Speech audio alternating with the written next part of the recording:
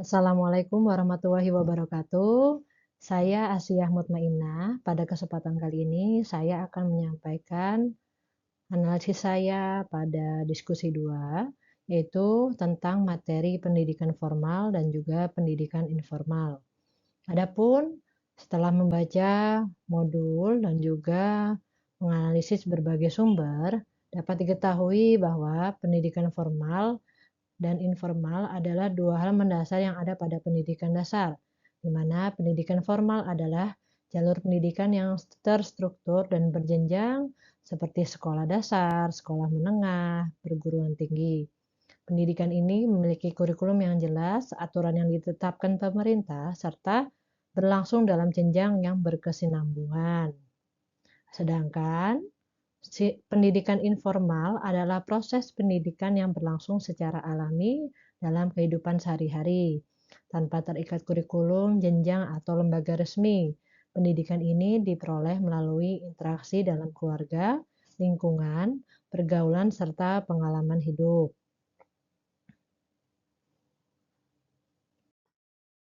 Selanjutnya, saya akan membahas pertanyaan pertama, yaitu mengenai perbandingan manfaat dan tantangan pendidikan formal dan informal di Indonesia. Adapun untuk pendidikan formal seperti sekolah, manfaat yang dapat dimiliki yaitu yang pertama yaitu adalah pengetahuan terstruktur di mana kurikulumnya juga sudah terstandar secara nasional. Yang kedua, terdapat standar pendidikan yang sama yang diterima oleh setiap anak yang mengenyam jenjang pendidikan tersebut. Ketiga, pendidikan formal memiliki ijazah yang terstandar sehingga anak dapat melanjutkan ke jenjang selanjutnya. Kemudian, yang keempat, pendidikan formal juga melatih anak untuk bersosialisasi karena di sekolah mereka akan bertemu dengan teman-teman sebaya. Selanjutnya, tantangan yang dimiliki dari pendidikan formal yaitu yang pertama yaitu adalah kurikulum yang kaku, di mana kurikulum nasional ini seringkali memiliki materi yang padat sehingga seringkali bersifat kaku dan kurang menyentuh konteks kehidupan real para siswa. Kemudian yang kedua tantangannya yaitu adalah fokus kognitif, di mana terlalu menekankan nilai akademis dan ujian sehingga bisa saja mengabaikan pengembangan kreativitas siswa. Kemudian yang ketiga tantangan dari sekolah yaitu adalah kesenjangan kualitas. Karena kualitas yang dimiliki oleh tiap sekolah dapat bervariasi antara desa dan kota. Bahkan dalam satu kota pun dapat ada kualitas yang berbeda-beda tergantung dari infrastrukturnya. Selanjutnya adalah manfaat dan tantangan dari pendidikan informal. Manfaat yang dimiliki dari pendidikan informal yaitu adalah pembelajaran yang kontekstual atau langsung terkait dengan kehidupan nyata. Contohnya membantu orang tua untuk membersihkan rumah, berjualan, dan itu adalah dapat melatih keterampilan berhitung dan juga komunikasi anak. Kemudian manfaat yang kedua yaitu adalah pembentukan karakter, di mana pendidikan informal sangat efektif untuk menanamkan nilai-nilai, agama, sopan santun, dan empati melalui keseharian anak atau siswa. Kemudian yang ketiga adalah manfaatnya fleksibel, di mana pendidikan informal dapat berlangsung kapan saja, di mana saja sesuai dengan minat alami anak. Adapun tantangan yang dimiliki dari pendidikan informal yaitu adalah pembelajaran yang tidak terstruktur atau tidak sistematis sehingga bisa saja terlewatkan atau tidak optimal. Yang kedua, bergantung pada lingkungan kualitasnya. Sehingga kualitas pendidikan informal ini tergantung pada orang tua tersebut apakah sibuk atau tidak, kemudian fokus atau tidak dalam menyiapkan materi-materi pendidikan informalnya yang bisa saja terbengkalai jika tidak serius disiapkan. Kemudian hasil sulit terukur secara standar karena memang sifatnya informal. Selanjutnya juga kita akan membahas bagaimana strategi guru untuk mengintegrasikan nilai pendidikan informal ke dalam kurikulum formal. Di mana kita tahu bahwa pendidikan informal walaupun memiliki kekurangan tapi juga ada kelebihan seperti efektif dalam menanamkan nilai-nilai karena anak tidak merasa dalam kondisi yang tegang seperti di kelas tapi rileks dan santai sehingga dapat memasukkan nilai-nilai secara alami. Nah, yang dapat dilakukan guru untuk mengintegrasikannya yaitu adalah melakukan pertama pembelajaran berbasis proyek yang kontekstual. Daripada anak-anak hanya menghafal, kemudian membaca materi saja, alangkah baiknya guru dapat menggunakan metode belajar project based learning yang kontekstual seperti misalnya berkebun di sekolah, kemudian mengamati lingkungan sekolah, di mana anak-anak tidak hanya belajar tentang IPA, tapi juga belajar bagaimana bekerja sama dan bertanggung jawab memecahkan masalah. Kemudian yang kedua, yang dapat dilakukan yaitu mengundang ahli atau guru luar, guru tamu dari lingkungan sekitar untuk dapat memberikan pembelajaran pada anak-anak. Sebagai contoh, mengundang orang tua siswa yang berprofesi tertentu sehingga dapat membagi pengalaman dan juga ilmu-ilmunya kepada para siswa sehingga anak-anak dapat mengambil nilai-nilai yang dimiliki oleh guru tamu tersebut.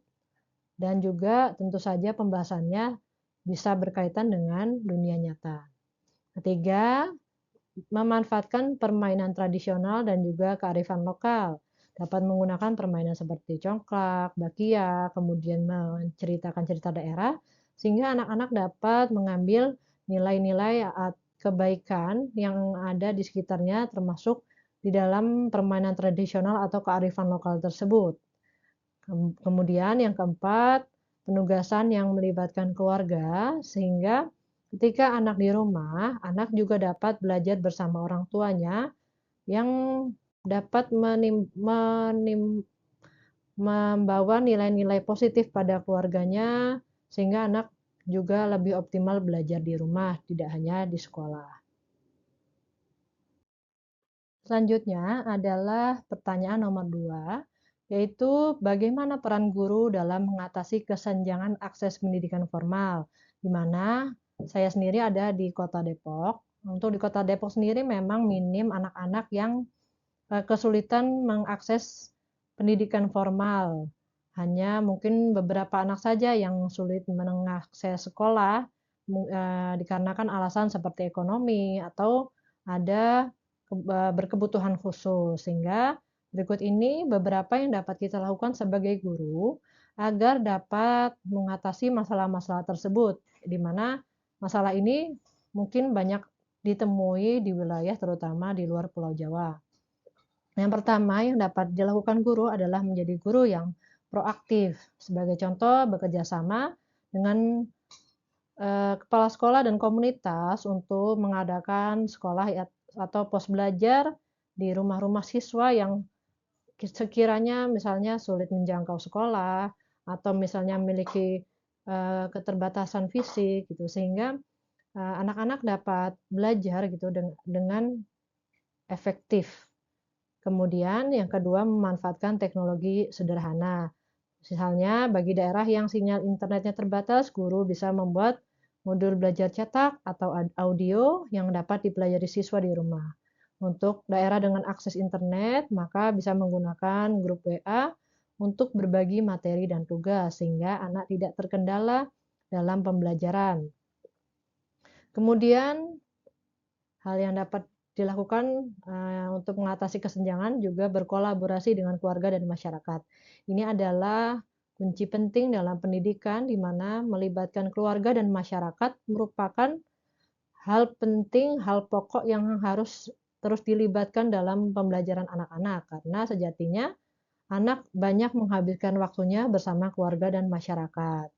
Sebagai contoh, pada anak yang terhambat untuk datang ke sekolah, maka guru dapat membangun komunikasi dengan keluarga dan masyarakat agar terus dapat melanjutkan pembelajaran di rumah, meskipun terdapat kesulitan-kesulitan untuk berangkat ke sekolah, apakah karena jarak atau karena sakit atau karena keterbatasan fisik, sehingga setiap anak dapat memperoleh pembelajaran yang berkualitas dan merata ya untuk seluruh anak.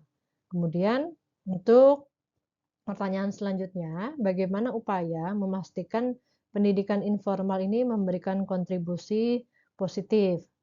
Nah, tugas guru ini memastikan bahwa waktu anak di luar sekolah bisa tetap bermakna, sehingga ketika mereka tidak hadir di kelas formal tadi, ketika mereka bersama keluarga, mereka tetap dapat belajar nilai-nilai positif di tengah-tengah keluarga dan masyarakatnya. Nah, apa sih yang bisa dilakukan guru? Yang pertama, yaitu membuat modul belajar mandiri bersama keluarga, di mana guru dapat membuatkan modul belajar mandiri ini yang menjelaskan langkah-langkah yang dapat dilakukan anak bersama keluarga agar dapat mempelajari sesuatu secara bermakna, namun tetap bisa dapat dilakukan di tengah-tengah keluarga. Misalnya, modul itu menuliskan ajak anak menghitung jumlah piring yang akan disusun, atau ajak anak menanam kacang hijau dan amati pertumbuhannya. Ini adalah contoh modul belajar mandiri yang dapat dilakukan di rumah bersama dengan keluarga. Selanjutnya yang dapat dilakukan yaitu mengangkat potensi lokal sebagai materi belajar. Sebagai contoh, bagi anak yang membantu orang tuanya bercocok tanam, maka guru bisa menjadikan itu sebagai bahan pelajaran, seperti misalnya catat jenis sayuran yang ditanam, ukur luas petak tanahnya, kemudian ceritakan progres merawat tanamannya. Dengan demikian, aktivitas pembelajaran informal bersama keluarga itu diakui dan bisa dikaitkan dengan ilmu pengetahuan yang telah mereka dapatkan di sekolah. Kemudian, upaya yang dapat dilakukan yang ketiga yaitu menjadi fasilitator dan juga motivator. Ketika guru berkunjung ke rumah bertemu dengan orang tua, maka guru dapat memberikan apresiasi pujian untuk kemajuan sekecil apapun yang dilakukan anak tersebut di rumah. Kemudian, guru juga dapat menanyakan kendala apa yang dimiliki, sehingga di sini peran guru tidak sebagai pengawas, tetapi sebagai mitra dan pendukung pembelajaran anak di tengah keluarga. Sehingga anak mendapat dukungan penuh dari lingkungan keluarga untuk dapat terus belajar dalam kondisi apapun, yang mana memang di keluarga ini adalah sekolah kehidupan yang sesungguhnya karena berkaitan dengan sehari-hari. Untuk seluruh paparan yang tadi saya sampaikan, dapat disimpulkan bahwa sebagai guru pendidikan dasar di Indonesia, kita harus fleksibel, tidak hanya bisa mengandalkan sekolah atau kurikulum, tapi juga perlu mengintegrasikan kehidupan nyata atau informal ke dalam pembelajaran dan membawa semangat pembelajaran keluar sekolah, sehingga kita bisa memastikan setiap anak, terlepas dari apapun kondisinya, tetap mendapatkan pendidikan yang bermakna untuk masa depannya. Berikut ini adalah referensi yang saya gunakan dalam diskusi kali ini.